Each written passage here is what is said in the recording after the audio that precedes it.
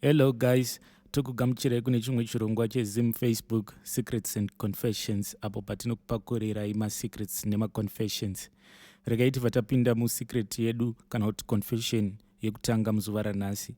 Confession yekutanga muzuva ranhasi yakamira sekudai. Hai mukomaneshi, nyaya yangu yakamira yakadai. Ndiri murume ane makore 40, mukadzi wangu ane 39 years. Zvakaitika nemudzimai wangu, takaroorana tichiri vana vadiki. Kuroorana kwatakaita nemudzimai uyu taisadanana, but munhu wekuti ndakangoonekwa ndakamira naye, anga ari post girl wangu, ndichibva ndangomuramwirwa ndikanzi takuranai muende. Zvisinei, handina chandakaramba, ndakatakura mukadzi ndikaenda naye. Ndaenda naye ndakasvika pakuregedza chikoro ndikatanga kushandira mhuri. Takagara tese tichigara maproblems achinetsa tichigadzirisa, asi zvakazosvikawo pakundiremera kusvika ndazofunga kuroora mumwe mudzimai. Ndasvika pakuroora mumwe mudzimai, ndakaroora mumwe mudzimai kumusha kwedu kwataigara, ndikamutora mudzimai iyeye ndikauya naye kuno kuSouth Africa.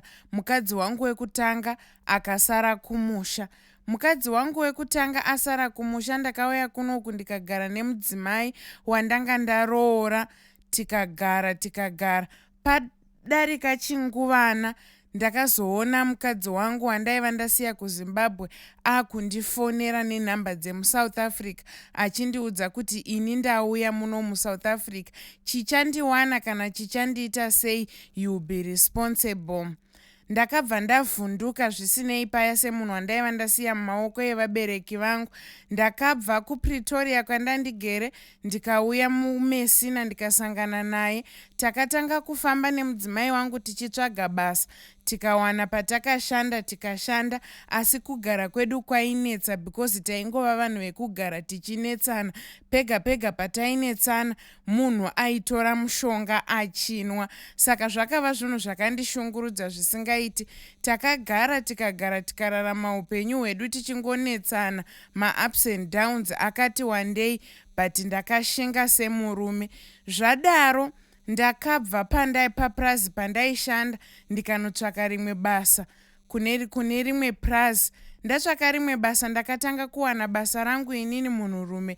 Mudzimai wangu ndikamusiya kwataishanda ndikazotaura nevarungu vangu. Mukadzi wangu ndokutevera, ndokuuya ndokugara tese. Auya mudzimai uyu takagara tichinetsana zvekare semagariro edu tisinganzwisisani, but pane mufambiro wakatanga kuitika paari wandaisanzwisisa because mudzimai wangu anga asingachanditeereri. Zvese zvandaimuudza kana kumukumbira anga asingachanditeereri. Mudzimai wangu akatanga kunamata chechi, achinda kuchechi yemasowe, achibuda neshamwari dzake. Aigona kubuda musi wechishanu oenda odzoka kana musi wesvondo, pamwe pacho ndisingatombozivi kuti aenda kupi.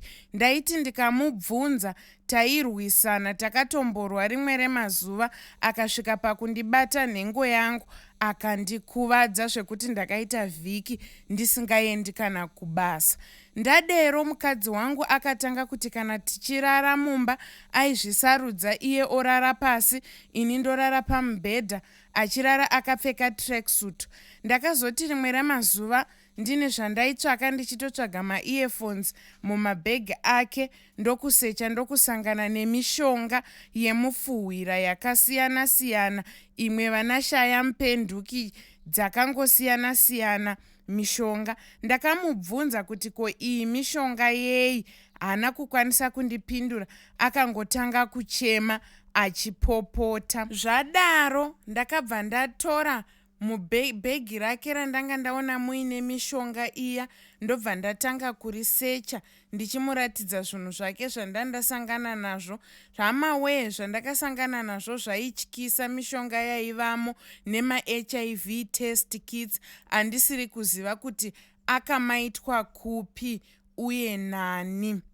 Zvadaro mukadzi wangu ndakazama kushinga tichigara, but akasvika pakundidudzira kundiudza kuti iwewe handichakuda, handichatokuda zvachose. Saka pakomboni patinogara muno muSouth Africa pane vamwe madzibaba vanogara munext door medu. Mukadzi wangu ukamuwana akagara namadzibaba ivavo vachitaura nyaya anenge achinakidzwa, akaita kudekara zvekunyatsorelaxa zvoti unonyatsokuona kuti munhu uyu ari kunakidzwa chose.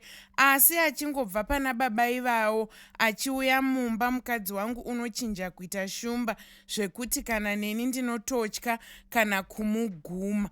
Mukadzi wangu asisina ruremekedzo, hachambondioni sechinhu, hachambondirespecti kana kundiona sababa vevana. Zvinhu zvake anongoita chinyararire, akahora mari yake anongoishandisa zvaafunga. Anogona kuhora mari yake opinda mutauni, mari yake yose yoperera pakutenga gogo nemalipistiki, achibuda achinda out nemafriends ake. Vehama, ndiri kukumbirawo rubatsiro kubvunza kuti ndoita sei nemukadzi uyu, ndingabatsirikawo sei nemudzimai wangu, imba yangu yaparara. Confession inotevera yakamira sekudai. Hanzi, hello mukomana, can you please post for me? I am a lady aged 24. I'm a single mother of one. Nyaya yangu yakamira sekudai. 4 months ago, I met someone and we dated. So the problem yava yekuti this month ndakaskipa my period. Iye ndakamuudza and haachadi kana kunzwa nezvangu, so I am now helpless. Ndafunga hangu kubvisa nhumbu yacho ichiri diki cause I can't manage to take care of 2 kids. I am an orphan. I don't have parents. Kune vachandituka, please ndokumbira kuti musandituka. Ndiri kutsvaka kuti ndodii because baba vemwana vandinaye havamuchengeti. I have tried all I can kuti ndichengete mwana wangu, asi vana vaviri handizokwanisi kuvachengeta. Please help me with a solution yekubvisa nhumbu iyi. Ndiyo confession yatanga tinayo yekutanga. Regai tiende muconfession inotevera. Confession inotevera yakamira sekudai. Hanzi, hello mukomana, please post for me as Heidi. Muna 2006 ndaiva ndichishanda satemporary teacher, but zvinhu zvainge zvakaoma. Ndakashaya kana mari yekutenga futa rekuzora. Ndakasvika pastage yekuzora malemon. Mukadzi wangu aiti kana ari kumaperiods aishandisa zvidhende zvehembe. Kana zvasviba ozviwacha. Mumwe musi ndakafunga kuenda kuchikorokoza. Ndakakwira bhazi from Masvingo to Mutare. Ndasvika kwaMutare ndikaendawo kwachiyadzwa, but kana zvichinzi murombo harovi chine nguo vanenge vachirevesa. Ndakasvika kumaDiamonds kune operation yemasoja kuchirumiswa munhu nemapolice dogs. Takazogara mugomo takamirira kuti operation ipere. Apa kana mari ndaiva ndisina, ndakazoitawo tumapiece job twekushanda ndichipinda kwainzi kumutaka kwamai mujuru ndichisengera vanhu masaga anenge ane matombo aizosefewa pachitsvakwa Diamond. Kupinda kumutaka kwamai mujuru waitopinda kana masoja apiwa chiwoko muhomwe, uye maipiwa 3 hours dzekuti muchere matombo nekutobuda mugomo. Kana ukaita chinono wairumiswa nembwa. Rimwe zuva takapinda semazuva ose, asi tiri pakati pekuchera gava rakadambura musungo. Takanzwa mhere mugomo nemaungira epfuti. Vanhu vakakanda zvisaga, ndiko kuti speed. Iniwo mukumhanya ndakarasana nevanhu vaiziva nzira. Ndakazodzungaira negomo kwe6 days ndichirarama nemichero yesango. Zuva rechi6 ndakanzwa kunhuhwa. Sezvo ndaiva ndaziya nenzara, ndakasvedera padhuze nechinhu chainhuhwa ndichiti zvimwe kuda imhembwe yakafa, wanikwe mutumbi wemunhu. Ndakasvika paya paiva negava rainge richidya matumbu emunhu. Rakatiza parakandiona. Ndakasvika ndikavhura chibhegi chaive padivi pechitunha ichi, ndikawana muine sweet aid, machisa, kapepa kehupfu nepaketi remabhiskets. Ndakadya mabhiskets awa maoko achibvunda nenzara. Munhu uyu fesi yake yainge yadyiwa zvekusazivikanwa kuti angava ani. Ndakatora bhegi riya ndikati ndisati ndafa hangu ndichatanga ndabika sadza, because ndainge ndonzwa kupera simba. Ndakazofamba kwezuva rose. Zuva rava kunodoka ndipo pandakasangana neumwe mudhara achitsvaka madhongi ake. Ndakamuudza nyaya yangu. After tawana madhongi ake akaenda neni kumba kwake. Takaita kuda 1 hour tichikwidza gomo nekuti imba yake yaiva pamusoro pegomo. Tasvika ndakapiwa zvokudya. Makuseni vakandirakidza direction yekwamutare. Ndakazosvika kwamutare ndikaenda kutrain station ndikashanda peace job panoitwa zvekubika sadza. Ndikawana mari yetiketi retreni. Ndasvika muHarare. Mukadzi wangu akachema. Vazhinji vakaseka kuti asiya basa reteaching nekuda zvakapfava. Ndakazotengesa TV yaiva mumba. Ndikaenda kuMbare ndikanohodha nzimbe nemauyu ndikatanga kutengesa. One day ndichitengesa ndakarohwa nehana kuona mukadzi wangu achimhanya achiuya kumusika. Akati handei kumba.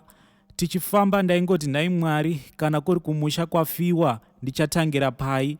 Tapinda mumba. Mukadzi wangu akati nhasi ndangoti rega ndimbowacha hembe dzose dziri mumba. Saka pandatanga kuwacha chibhegi chamakauya nacho ndanzwa kuparwa mumaoko. Ndavhura ndikaona dombo iri. Ini ndakasumuka ndikarova ndombolo nekufara. Dombo iri takazoritengesa tikatenga kombi. From there on tikavaka musha wedu. Asi chiri kundidzimba moyo, munhu wandakaona akafa musango. After tatenga mota ndakatombodhiraivha ndichienda kwaMutare, but takamiswa paroadblock zvikanzi uri kunoona ani kwaMutare kana chitupa chako chichiti unobva kumasvingo. It's almost 19 years zvaiitika, but zvinondidzimba moyo zuva rega rega. Ndiyowo confession yangu.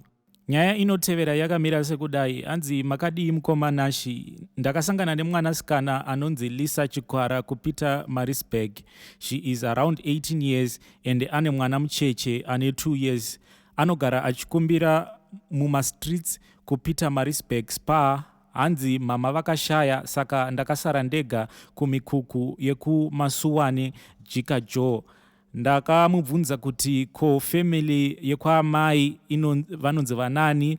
Akati vanobva kuchitungwiza 57 unit M. Hama dzake ndiTinashe Chikwara naOlivia Chikwara vari kuZimbabwe. Munyori ati ndinokumbira kuti muuye kuzotora mwana nomuzukuru wenyu. Ari kukumbira past pa.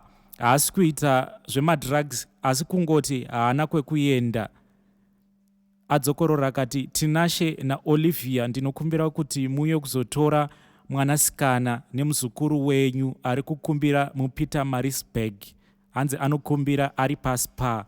Ndiyo imwe nyaya yatanga tinayo. Kana kune munhu anoziva munhu anonzi Tinashe Chikwara naOlivia Chikwara, hanzi vanobva kuchitungwiza 57 unit M. Hanzi kune mwana ari kutambura kuPeter Marisburg ane makore 18 years nemwana mucheche ane 2 years. Regai tiende paconfession inotevera. Confession inotevera yakamira sekudai. Hanzi makadii mukomanashi. Ini ndapindawo dambudziko rekuti baba vekwangu havapusiki, vanongopinda mutoilet vodhota votobuda. Ndinokumbirawo rubatsiro. Confession inotevera yakamira sekudai. Hanzi hello admin, ndinoda kuziva kuti ndapara mhosva here. Ambuya amai vemukadzi wangu vakashanya, saka tine toilet iri mukati. Saka ndamuka makuseni ndakananga kutoilet. Ndavhura dhoo ndikawana ambuya vagere pachemba. Varume ndanyara. Ini hapana chandanzwa kuti mune munhu. Ndanga ndakapreswa neweti. Ndibatsireiwo neadvice. Ndingava ndapara mhosva here? Nyaya yedu inotevera. Hanzi hello admin, ini ndati ndichitamba nefoni yemukadzi wangu ndikaona zita rakasevhwa kuti amai mabraids. Ndatarisa kumachats ndikaona pane text yakanzi unonaka. Mukadzi wangu ndamubvunza kuti zvinorevei. Iye ati amai mabraids ava vaida kundiruka style yemabraids. Vakati ndikakuruka mabraids awa unonaka. Please guys help me, zviriko here izvi? Confession inotevera yakamira sekudai. Hanzi, hello mukomana, ini ndafunga kuendera munhu akandivhara mari kuvanhu venguvo tsvuku. Mufesi uyu anoita zvekuvaka muPretoria. Ndakashanda 3 months ndiri dhakaboy wake. Pakuzokumbira mari akatipinda mumota, akabva anomisa mota yake papolice station. Akati mota yake yainge yafa. Mushure mechinguva pakazosvika mapurisa akabvunza mapasipoti, ini ndikasungwa. After 3 months ndikadhipotewa. Now I am in Zim, zvinhu zvakaoma, but ndinorwadziwa nezvinhu zvandakasiya kuPretoria. Foni ndakatengesa pandakadhipotewa muBait Bridge, ndichida mari yebhazi kuti ndisvike kumusha. Ndikaendawo kuvanhu venguvo tsvuku, ndinganzi ndatadza here? Muchinda wacho anonzi Mberengwa, anoita zvemacontract ekuvaka muPretoria. Please notify me when you have posted. Ndiyo confession imwe yatanga tinayo. Regai tiende paconfession inotevera. Confession inotevera yakamira sekudai. Hanzi, makadini mukomana, ini ndiri munhurume. Ini ndine problem nemukadzi wangu, marovero aanoita mwana anorwadza.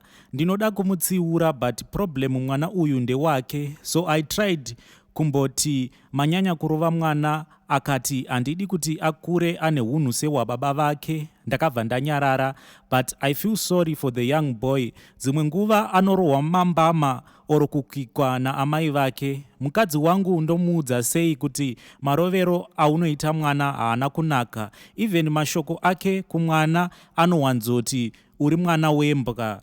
Ndinotenda. Please notify me when you have posted. Nyaya yedu inotevera yakamira sekudai. Hanzi, hello mukomana, chitupa kandai mubhini. Ini ndakamitiswa ndichiri kuchikoro. Ndikaitawo 5 years ndiri ndega, ndisingaiti kana zvemaboyfriends. Ndakazosangana nemurume wangu paFacebook. Ndikaendawo kuJoni kwaaive ari tikagarisana. Nyaya iripo aive amboitawo vakadzi vakawanda mushure mangu. Haadi kunzwa chakaipa nezvemaex ake. Kubva kuhama oro shamwari anovarova. Isuwo tikanetsana mumba oro kunyeya maex ake, ndikangopindura kuti saka wakavasiyirei ndinorohwa pasina kana chandatadza. Ndakamboshingirira semunhu aida kuroorwa, but ndakazoona kuti kunenge kunyeperana. Nekuti kana atsamwa anotaura kuti handiroori munhu akamitiswa akaboorwa nevamwe. Handibvise mombe yeumai, ndinoramba nekuti handisirini ndakakuboora. Ndakamuti ndipe mari yebhazi ndiende, asi iye anoramba. Ndafunga hangu kungotiza, kunyangwe hangu mari ndisina. Ndafunga kuti ndinozozvionera kumberi ikoko. Mari mumba chaimo haigari, nekuti ndiye anotenga magorosari, nekuti anoti iwe haugone chiZulu, so unozobatwa nemapurisa. Asi kana atenga grosari racho haripedzi mwedzi, anokuudza kuti zvinhu zvava kudhura. Anotumira vana vake mari inenge yasara oenda nayo kubhawa. Panozopera mwedzi munenge musisina kana chekubata. Nyaya yangu iri pakuti nhai mukomana nevanhu vegrupu, ndikabvisa mimba yandinayo ndinganzi ndatadza here?